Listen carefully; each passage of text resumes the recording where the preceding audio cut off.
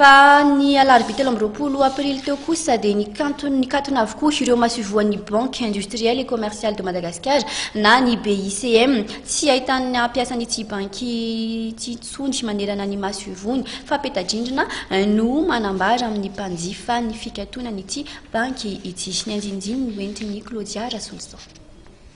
Noho ny fampiarana ny fanapahan-kevitry ny CSBF na ny commission de supervision bancaire et financière laharana fa ohatraohatra enina tsipika 424 tsipika CSBF tamin'ny 4 martsa 424 no nahatonga ny fanakatonana ny banky BICM. Io fanapahan-kevitry ny CSBF io raha ny petadrindrina hita manoloan'ireo mahasovon'ity banky ity dia tsy nampafantarina azy ireo raha tsy ny 13 aprily tamin'ny 12 ralatsaka fahefana noho ny tsy fanaovana ny fanatevenana ny renivola eti-miasa sy ny tsikera nataon'ny commissaire au compte mikasika ny kôty izay mbola eo ampalatanterahana azy amin'izao fotoana izao.